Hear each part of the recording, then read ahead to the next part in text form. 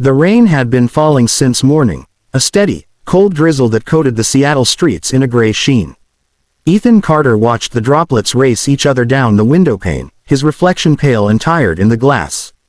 On the table behind him, a pot of pasta had gone cold hours ago, and 2 plates sat waiting, one untouched. The soft flicker of a candle was the only sign that he'd once hoped for warmth tonight. He glanced at the clock. 9:47 p.m. She was late again. He tried not to imagine her still at the office, the glow of her monitor lighting her face, or worse, sitting in her car outside, trying to summon the will to come home. He'd been telling himself for weeks that she was just busy. But busyness had turned into avoidance, and avoidance had turned into something colder, quieter. When the garage door finally rumbled open, Ethan straightened in his chair. He wanted to smile, to greet her like he used to, but the words felt heavy in his throat. Rachel stepped in, brushing damp hair from her face, a faint smell of rain and perfume trailing behind her. "Hey," she said without looking up. She slipped off her heels and set her bag down by the counter. Ethan hesitated. "You missed dinner again. I told you, I had to stay late," she replied, opening the fridge just to stare inside. She didn't seem hungry, just restless. "I know," he said carefully, "but we barely see each other anymore. I just thought maybe we could." She turned sharply. "Ethan, please, not tonight." Something in her tone froze him. It wasn't angry, it was tired, distant, as though she'd already had this conversation in her head a dozen times before walking through the door. He took a breath. "Okay. Then, when can we talk?" Rachel finally faced him. Her expression was calm, but her eyes looked like glass, reflective, not warm. "Ethan," she began slowly, "we can't keep doing this." "Doing what?" His voice came out smaller than he expected. "This. You waiting up, calling me at work, asking what's wrong every night. You're chasing me, chasing you," he repeated, confused. "I'm your husband. I'm just trying to fix things," she said softly, cutting him off. "You're always trying to fix things. But I don't need fixing. And right now, I don't even know what I want." Her words felt like cold water. He stared at her, the silence between them thick enough to choke on. "Rachel," he whispered, "you said we'd always talk things through. That's how we work." Her jaw clenched, and she exhaled slowly. "From now on," she said, voice controlled but trembling at the edges, "I'll decide when we talk or spend time together. I need space, Ethan. Please, stop chasing me." The air left his chest. He tried to find her eyes, but she looked past him, at the wall, at the window, anywhere but him. "I just want us to be okay," he said. "That's all." "I know." She rubbed her temples. "But every time you try, it feels like pressure. Like I can't breathe." He wanted to argue, to remind her of the nights they stayed up until sunrise talking about everything, music, plans, how they'd grow old together. But he could see that the Rachel standing in front of him wasn't that woman anymore. She was still beautiful, still his wife, but her heart was behind a locked door he no longer had the key to. "I'll give you space," he said finally, voice cracking. She nodded once, relief and sorrow flickering across her face. "Thank you." That night, Ethan lay in bed staring at the ceiling. The faint sound of rain tapping against the window filled the silence. He could hear Rachel breathing beside him, slow and even, already asleep, or pretending to be. He turned toward her, wanting to reach out, but stopped himself. She had asked for space. He would honor that, even if it tore him apart. The next morning, the house felt colder. She left before dawn for work. On the fridge, taped beside the grocery list, was a small handwritten note. Greater than, "Please don't text me today. I'll reach out when I'm ready." Ethan read it twice, then folded it into his wallet. Maybe it was her way of asking for time. Maybe she just needed to remember why they loved each other in the first place. But as the days passed, that note started to feel less like hope and more like a wall. He went through his routines: coffee at 7:30, work calls, gym, feeding their golden retriever, Max. But everything felt mechanical. The laughter that used to echo through their home had been replaced by silence, a silence that buzzed like static in his ears. Sometimes he would see her car pull into the driveway late at night. The headlights would linger across the curtains, then fade. He'd wait for her footsteps, for the familiar creak of the stairs. But often, she went straight to the guest room, quietly closing the door. One night, unable to sleep, Ethan walked to the park near their house. The air smelled like wet pine and city smoke.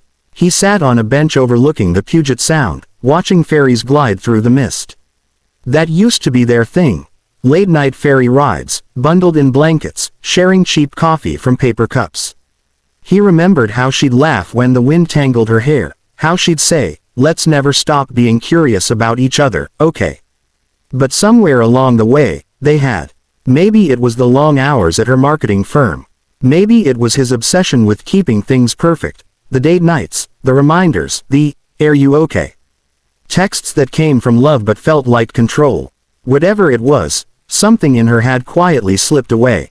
When he came home that night, the candle on the table was still there, half burned from the evening she'd walked in and changed everything. He lit it again, not for her this time, but for the hope that still refused to die inside him. He whispered into the empty room, "I'm not chasing you, Rachel. I'm just trying not to lose us." But the only answer was the steady tick of the clock, and the sound of rain. The rain finally stopped 2 days later. For the first time in weeks, sunlight broke through the clouds and painted the city gold. Ethan stood by the kitchen window, coffee in hand, staring at the street where a few leaves danced in the breeze. The candle on the table had melted down to its final stub. Rachel hadn't spoken more than a handful of words to him all week. It was a strange thing, living beside someone you loved but no longer knew how to reach. Their marriage had become like two parallel train tracks, running in the same direction but never touching. That Saturday morning, Rachel emerged from the guest room, dressed neatly, her expression unreadable. "I'm going to my sister's for the weekend," she said flatly. Ethan just nodded. "Okay." She hesitated by the door, like she wanted to add something, but instead, she whispered, "Take care," and left. The sound of the door clicking shut echoed through the house. It was the quietest goodbye he'd ever heard. For hours, Ethan wandered aimlessly from room to room, the kitchen where they'd once danced barefoot to jazz, the couch where she used to fall asleep against his shoulder, the hallway lined with framed photos from better years. He stopped in front of one, a picture of them at Cannon Beach, Oregon. Rachel had her arms around him, eyes squinting in the sun, laughing. That moment felt so alive, so full of promise. He realized he hadn't seen her laugh like that in years. Something inside him shifted. He could keep waiting for her to reach out, or he could finally stop letting silence decide his life. That night, Ethan went into the garage and pulled out an old box of sketches and letters. Inside was a note Rachel had written years ago, back when love was effortless. "Greater than, if we ever forget what love feels like, promise me we'll find our way back to it together." He read it again and again, until the words lost their meaning. Together, that was the part that hurt most. Because now, she didn't want, together. For the first time, Ethan let himself consider something terrifying. What if she never came back? The next morning, he packed a small duffel bag, fed Max, and got in his car. He didn't leave a note. There was nothing to explain. He just needed to breathe. He drove east, past the city's noise and gray skyline, through stretches of forest and fields. By sunset, he reached the Cascades. He checked into a small lakeside cabin, the kind of place where no one asked questions. The air smelled of pine and rain.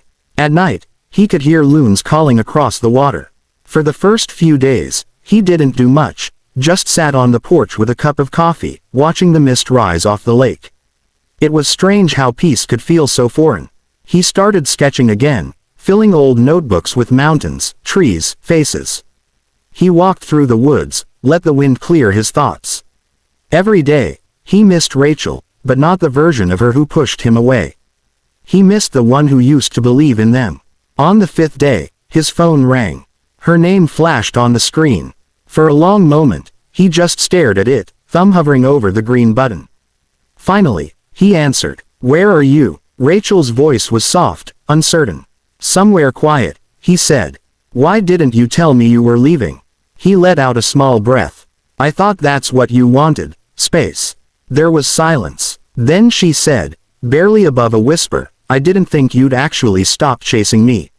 Ethan looked out at the lake, sunlight shimmering on the water. I didn't stop caring, Rachel. I just started caring about myself, too. She didn't speak right away. When she did, her voice cracked. I thought I needed distance to find myself. But now everything just feels empty. He closed his eyes. Sometimes love turns into noise. We both stopped listening. Tears slipped down her cheeks on the other end of the line. Do you think it's too late? He hesitated. I don't know. But maybe we both need to find out who we are before we try to find us again. They talked for nearly an hour. Not like husband and wife, but like two people remembering what kindness sounded like. They laughed once, softly, when she mentioned Max chewing up her slippers. For a moment, the wall between them cracked. When the call ended, he didn't feel broken anymore.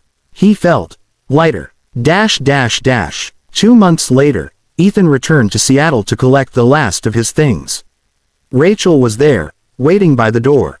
She looked tired, her hair pulled back, her eyes red-rimmed but gentle. Hey, she said quietly. Hey. They moved around each other carefully, like ghosts of their former selves. She helped him carry boxes to the car. Neither of them mentioned love, or divorce, or the long nights they'd both spent alone. When the last box was loaded, Rachel stood there, hugging her arms around herself. I'm sorry, Ethan, she said finally. I thought control would make me feel safe. But all it did was make me lonely. He nodded slowly. We both made mistakes. Maybe this isn't the end, Rachel. Maybe it's just a pause. She smiled faintly through tears. You always were the hopeful one. He looked at her, really looked at her, and realized that he still loved her, but not in the desperate way he used to. It was softer now, wiser. He stepped forward, brushed a tear from her cheek, and whispered, take care of yourself. I will, she said. You too. Ethan got into the car, and as he pulled away, he saw her in the rearview mirror, standing on the porch, one hand over her heart, watching until he disappeared down the street. He didn't know what the future held, maybe a second chance, maybe not.